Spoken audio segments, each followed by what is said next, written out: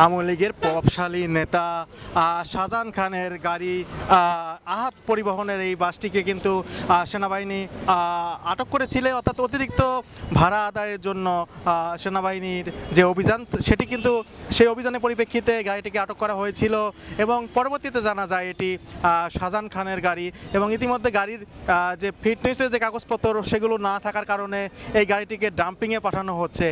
অর্থাৎ যেমনটি কিন্তু আমরা দেখতে পাচ্ছিলাম যে গাড়িটি ডাম্পিংয়ের যে প্রক্রিয়াধীন সেটি কিন্তু শুরু করা হয়েছে।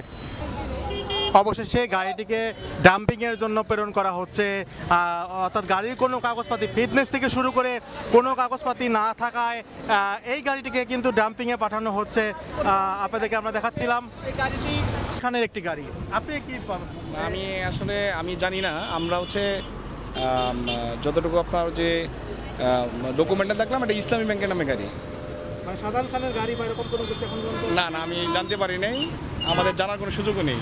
এটা আপনার এখন প্রক্রিয়াধীন কি হচ্ছে? এটা হচ্ছে যে সেনাবাহিনী কর্তৃক যে আপনার চেকপোস্ট, এই চেকপোস্টে ওনাদের গাড়ির কাগজ চেক করা হয়েছে, ওনাদের পক্ষে কোনো গাড়ির কাগজ দেখাতে পারেনি, আপনার ফিটনেস দেখাতে পারেনি, ট্যাক্স টোকেন না, রুট পারমিট না, রেজিস্ট্রেশন কাগজ দেখাতে পারেনি।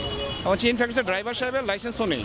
এই জন্য সেনাবাহিনীর যে ক্যাপ্টেন আছেন স্যার, যে ফাহিম স্যার, উনি ওনার তত্ত্বাবধানে এটা ডাম্পিংয়ে পাঠানো হচ্ছে।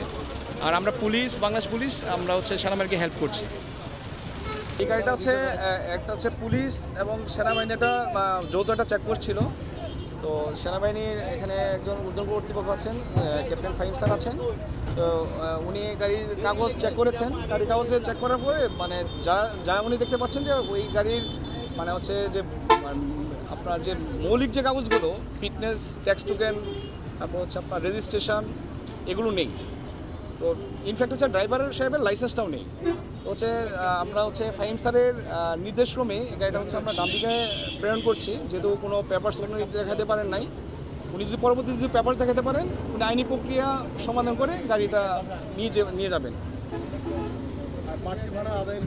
বাড়তি ভাড়া আদায়ের বিষয়ে আমরা এই গাড়িটাকে জরিমানা করতে চেয়েছিলাম, যেহেতু এই গাড়িটা কোনো ডকুমেন্ট নেই, সো আমরা কোনো জরিমানা করতে পারিনি।